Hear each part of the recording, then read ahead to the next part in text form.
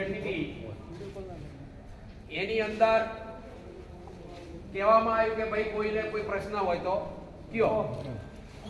તો આપણા ખેડૂત આગેવાન એવા અમરાભાઈ રજૂઆત કરી કે 8 કે 10 ગામડાની અંદર જે પાણીનો પ્રશ્ન સોલ્વ થયો હોય એવો આખા તાલુકાની અંદર જિલ્લાની અંદર થવો જોઈએ એવા પ્રશ્ન એ ભાઈએ આપણા નેતાએ વાપર્યા. એ શબ્દ વાપર્યા એટલું જ નહીં પણ અમરાભાઈએ અમે બધા મિટિંગમાં હોય જ હાજર જ હોય તો ખરેખર લાઇટનો પ્રશ્ન હોય તો અમરાભાઈના ફોન આવે એટલે લોકો હાજર થઈ ગયો. 100 કલાક લાઇટ આવી હતી સાહેબ.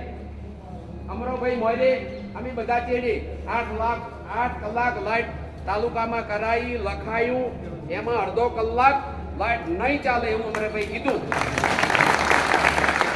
મારે 8 કલાક લાઇટ આલી આ બેઠા અમરાભાઈ. બીજા નંબરમાં એમણે લહેરો કાશી પૂર્ણ જીવત રાખવી સતત ભરેલી રાખવી એના માટે ધોમ પસાડા પોતે કરે એ લહેરો ચાલુ રખાવે આ અમરાભાઈ પટેલ. બીજા નંબરમાં તળાવ ભરેલા રાખવા એના માટે ધમ પસાડા અમરાભાઈ પટેલ કરે. તો સારી ગુજરાતના ખેડૂતો બનાસકાંઠાના ખેડૂતો કાંકરેજ તાલુકાના ખેડૂતો માટે જો ભાઈ ફળી સંતો આપતા હોય તો ખરેખર આટલું કરતે આ લોકો ના માને તો આપણે ઉગ્ર આંદોલન કરવાની તૈયારી રાખવી પડે. આ લોકોએ હળહળતો અન્યાય કર્યો છે અને હવે બેટા મારા ખૂબ પસ્તાવાનો દાડો આવ્યો છું મને દેખાય છે.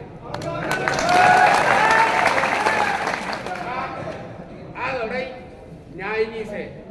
આ લડાઈ પાંડવાની છે. પાંડવા ભેગો પરમાત્મા શ્રી કૃષ્ણ રહ્યો હતો અને આપણા ઘડો રહેશે.